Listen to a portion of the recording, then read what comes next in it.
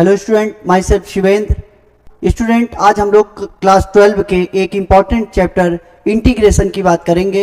Integration पे हमारा video basic concept of integration और इसको और किस किस नाम से जानते हैं और इससे रिलेटेड फार्मूले हम आज आप लोग के सामने वीडियोस में बताएंगे। ठीक है, तो स्टूडेंट हमारा न्यू चैप्टर है क्या, क्लास 12 का 7 एक्सरसाइज है, 7 चैप्टर का है, क्या है, integration.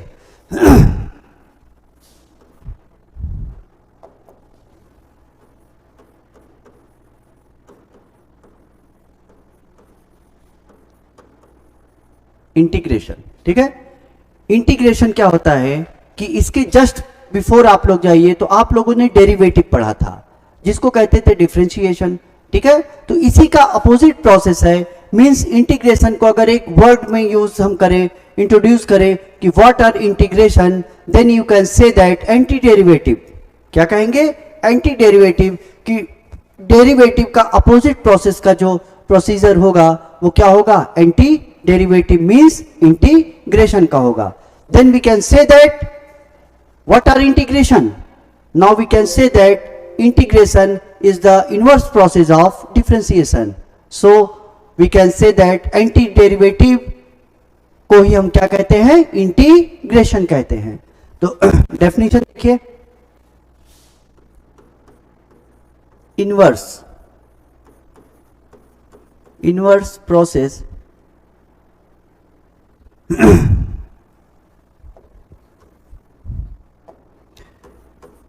inverse process of differentiation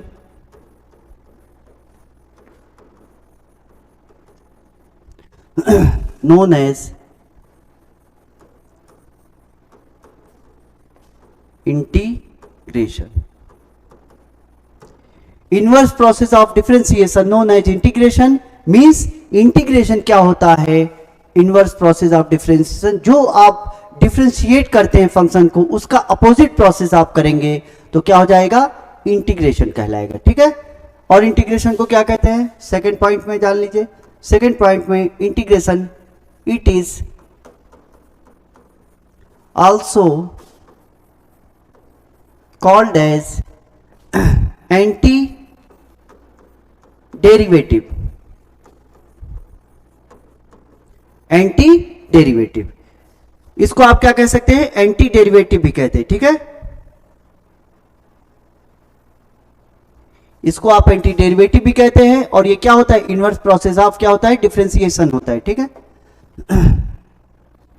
जैसे आप लोग देखते थे डिफरेंशिएशन में जो वेरिएबल होते थे जिसके रिस्पेक्ट में उसको डिफरेंशिएट किया जाता था, उसकी पावर क्या होती थी? डिक्रीज होती थी। बट यहां पर क्या है?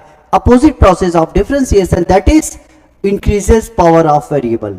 वेरिएबल की जो पावर क्या होगी? इसमें इंक्रीज करेगी। फॉर एग्जांपल, एक एग्जांपल देखिए आप लोग। जैसे इंटीग्रेशन में आप लोग क्या करते थे? x to the power n x square का आप लोग डिफरेंशिएशन करते थे तो क्या लिखते थे? d of dx x square. इसको क्या लिखते थे? 2x। इसको क्या लिखते थे? 2x लिखते थे।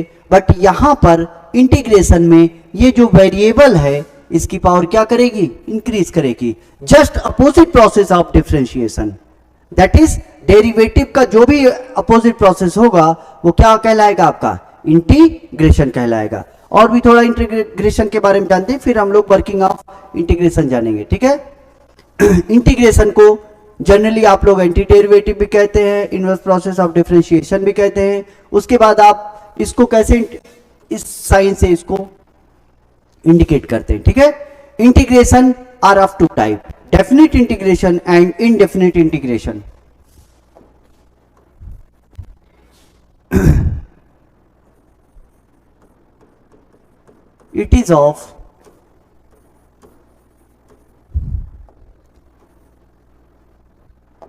it is of two type. First,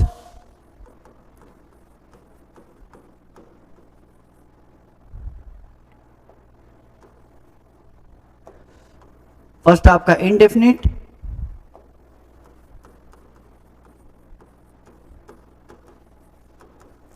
indefinite integration, and second is that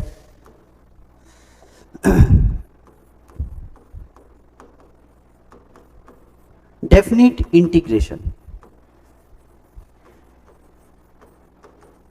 definite integration, ठीक है। तो ये आपके टू टाइप्स के होते हैं, integration are of two type, indefinite integration and definite integration. अब इंटीग्रेशन को रिप्रेजेंट किससे करते हैं इसको देखते हैं। अगर आपके पेपर में एंटी डेरिवेटिव भी लिख के आता है तो वो इंट्रोड्यूस करेगा इंटीग्रेशन को, ठीक है।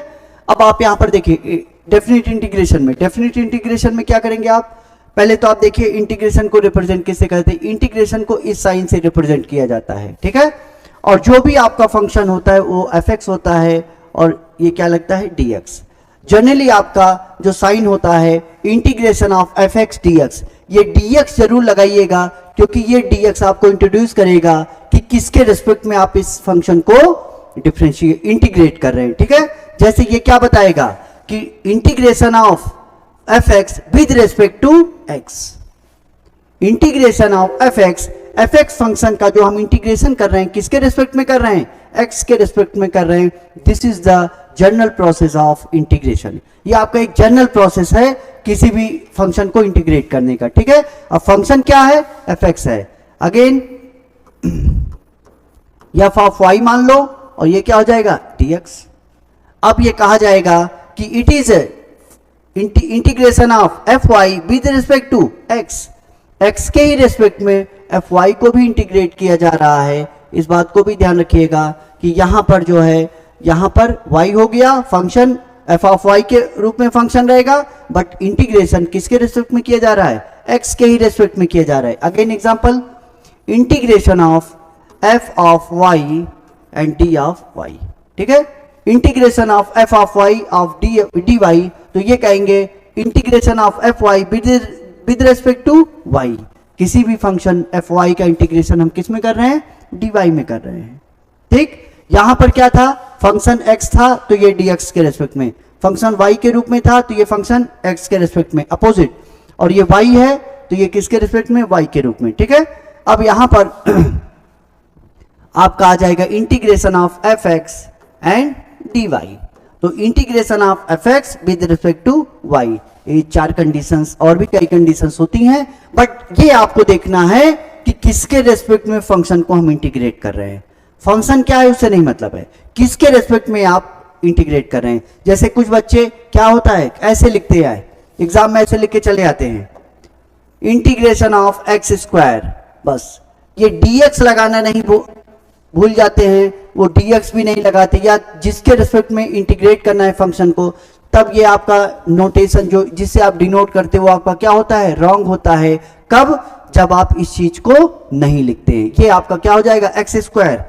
जैसे ये एक्स स्क्वायर है तो ये आपका फंक्शन क्या होगा, जैसे आपने एग्जाम में लिखा एक्स स्क्वायर और इसको आप सॉल्व करना स्टार्ट कर दिए, तो ये आपका लिखने का तरीका क्या है, मेथड गलत है, रॉन्ग है, बिकॉज इससे ये इंडिकेट ही नहीं होता, इससे ये रिप्रेजेंट ही नहीं होता। रिप्रेजेंट किससे होता है, integration of fx with respect to x, ऐसे होता है। तो इसको क्या पढ़ेंगे,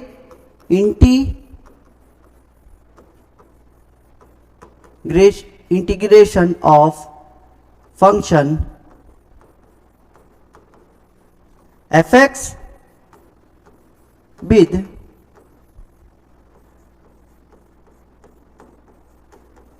respect to dx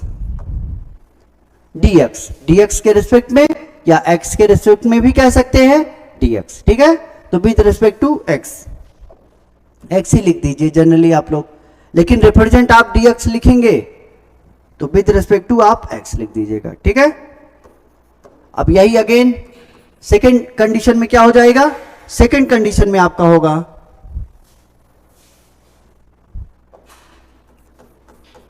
जैसे आपने इंटीग्रेशन लिया f of x and dy, f of x dy, और जब f ऑफ x dy हो जाएगा तो क्या करेंगे, इसको क्या लिखोगे आप लोग,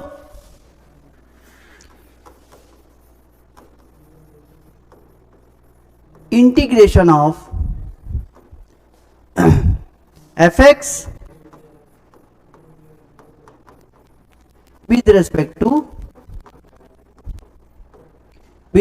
टू क्या हो जाएगा, y, with respect to y, y के रेस्पेक्ट में इस एफ एक्स को क्या किया जा रहा है, इंटीग्रेट किया जा रहा है। ठीक है, अब यहां पर हम देखते हैं क्या कि एफ एक्स को y के रेस्पेक्ट में इंटीग्रेट किया गया और इसमें x के रेस्पेक्ट में एफ एक्स को इंटीग्रेट किया गया। ठीक है, तो ये रिप्रेजेंटेशन बताता है कि इंटीग्रेशन को ऐसे ही हम रिप्रेजेंट करते हैं, विदाउट dx dy के आप फंक्शन को नहीं लिखेंगे, अगर लिखते हैं तो आपका रॉन्ग होगा। ठीक है, अब जनरली हम कैसे इसको सॉल्विंग करते हैं, और भी कंडीशन में आपको बताया गया कि अगर fy होगा तो dx हो जाएगा, तो integration of fy with respect to x। ठीक है, ओके, चलिए नेक्स्ट। फिर जैसे आप लोग करते हैं, मान लो integration of fy and with respect to x, तो यहां पर आपका क्या हो जाएगा, फंक्शन तो f ऑफ y के फॉर्म में होगा, बट आप इंटीग्रेशन जो कर रहे हैं किसके रेस्पेक्ट में कर रहे हैं, x के रेस्पेक्ट में कर रहे हैं, तो जनरली इसको क्या लिखोगे, इसको आप लिखोगे इंटीग्रेशन ऑफ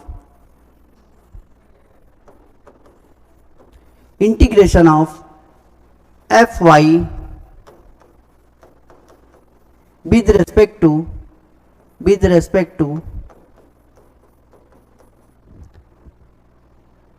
x। ठीक है, अब यहां पर कभी कभी आप लोग के एडवांस क्वेश्चन में क्या आता है कि इंटीग्रेशन, आप ध्यान से देखिएगा, integration of f of x with respect to dx square.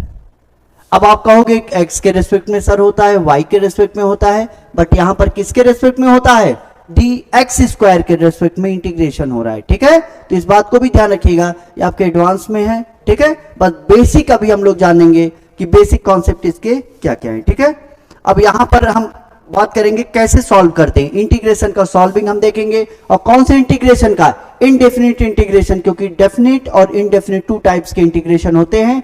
Indefinite integration को सॉल्व करने के लिए जैसे आपका integration of F x D X, तो क्या बोलोगे इसको, integration of F X with respect to X, तो ये हो जाएगा F dash of X plus C.